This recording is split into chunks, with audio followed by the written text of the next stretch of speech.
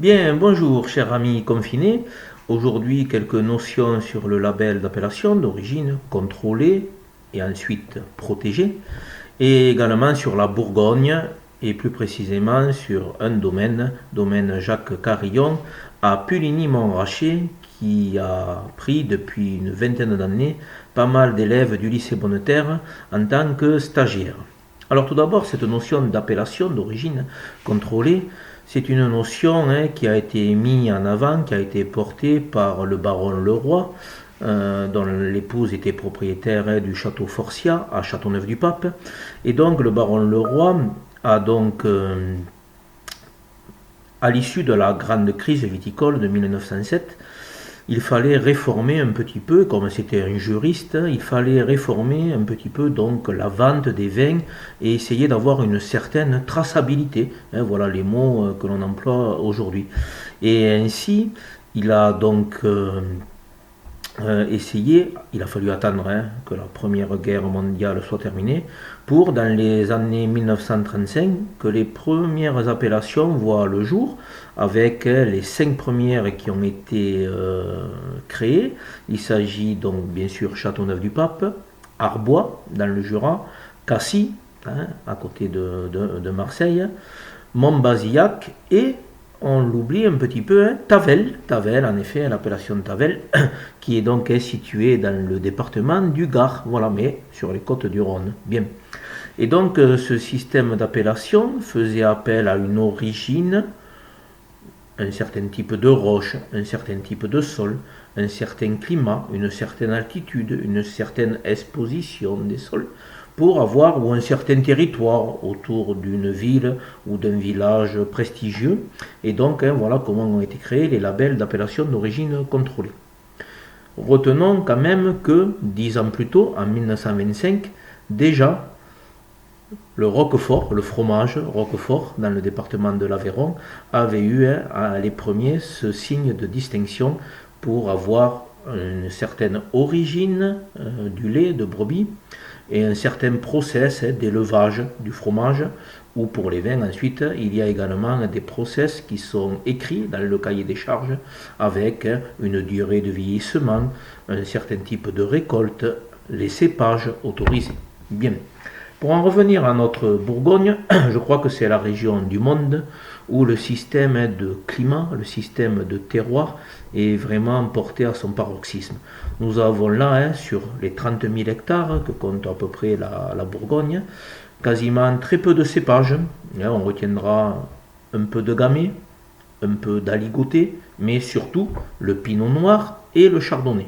Il y a également des cépages secondaires, il y a un petit peu de sauvignon en effet, c'est très rare, mais si parfois nous avons eu des élèves du lycée Bonneterre en stage du côté d'Auxerre, vers Saint-Brie-le-Vineux, donc avec ce cépage-là, et puis également le cépage le César, comme c'est le cas pour l'appellation Irancy, juste à côté de Chablis, en Bourgogne également.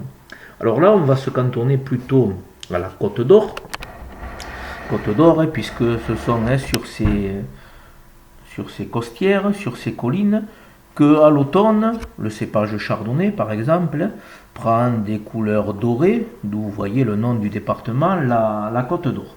Bien, au niveau des terroirs, chaque village a son appellation. Pourquoi? Parce que nous avons différentes coulées de terre qui arrivent des contreforts du Massif central, et donc nous avons parfois des différences très subtiles au niveau des sols. C'est le cas par exemple si l'on va du côté de Vosne-Romanée. Voilà. Prenons l'appellation, le domaine le plus réputé au monde, voilà un petit peu de terre de ce secteur-là, nous sommes là sur le fameux domaine de la Romanée-Conti. Voilà. Et bien si les anciens ont délimité, nous parlons des moines, de l'abbaye de Cîteaux, qui était propriétaire des vignes dans quasiment une grande partie de la Bourgogne, et bien si les moines ont délimité ce secteur de la Romanée-Conti, qui donnait des vins avec une typicité un peu différente des vins juste à côté. Parfois, entre Richebourg, Romanée-Conti, il n'y a qu'un chemin qu'avaient créé les anciens. Eh bien, c'est parce que nous avons des teneurs en argile ou des qualités d'argile qui sont différentes. Soit si l'on est sur de la kaolinite, des montmorionites, des ilites. Donc, nous avons des argiles complètement différentes qui font que le pinot noir va donner des vins différents selon si l'on se trouve dans ce secteur ou un petit peu plus loin parce que nous avons des sols un peu différents. Au niveau d'un village, donc en Bourgogne, commençons par le commencement. L'appellation Bourgogne, il y a tout d'abord des appellations régionales ou sous-régionales qui couvrent 60% des produits, des vins. Et ensuite, donc, chaque village a une certaine typicité, une certaine subtilité lorsque l'on déguste ces vins-là. Et donc, chaque village a sa propre appellation qu'on appelle l'appellation communale. Et les Bourguignons sont allés encore plus loin en disant, au sein de notre village, par exemple ici Puligny-Montrachet, où on s'attardera dans un petit moment, eh bien nous avons, en restant sur notre simple commune, nous avons des goûts, des vins différents, malgré que l'on ait un seul cépage. Par exemple sur Puligny, nous avons essentiellement du chardonnay. Pourquoi? Nous avons ces subtilités-là dans les différents climats de Bourgogne. Concrètement, on peut dire que la profondeur des sols est un petit peu constituée de cette façon-là.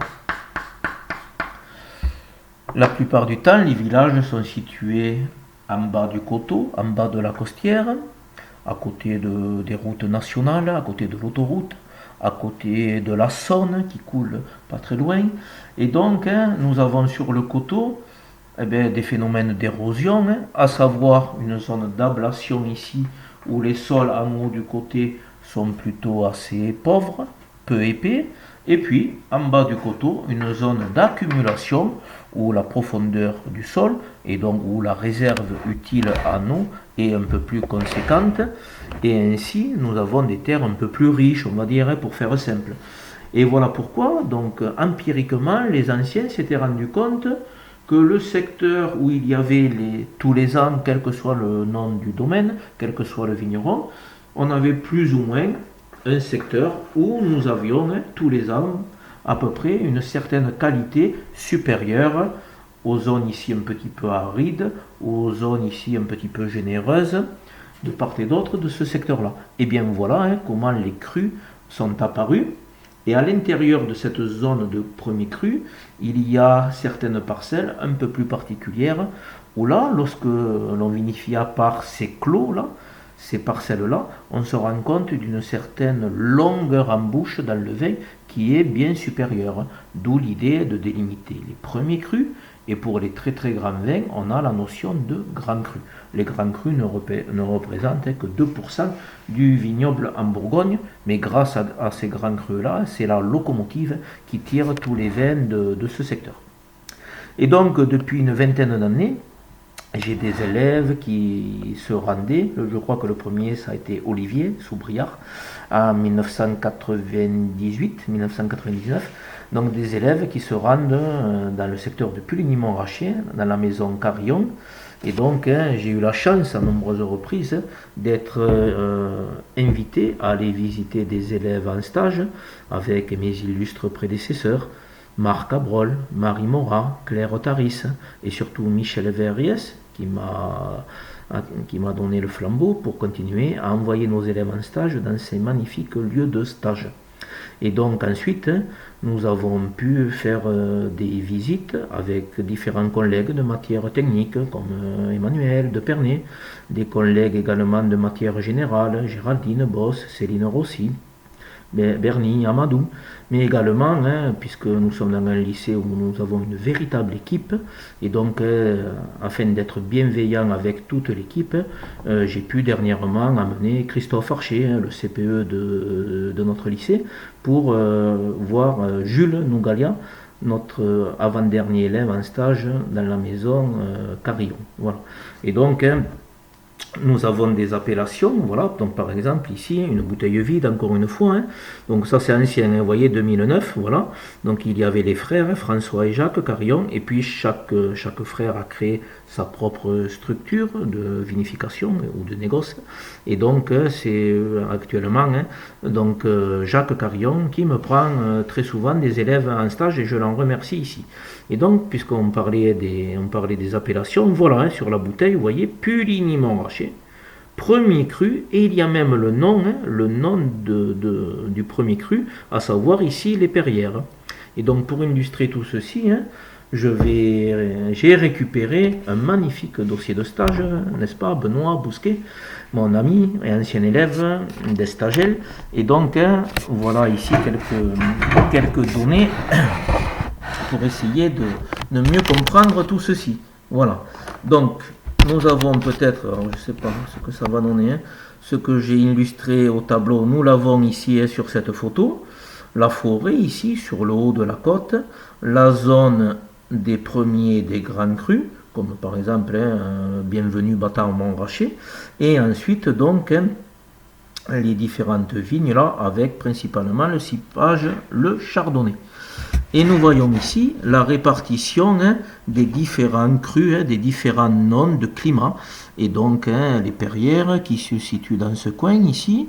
Et puis d'autres crus, d'autres premiers crus, où Jacques Carillon a quelques arpents de terre.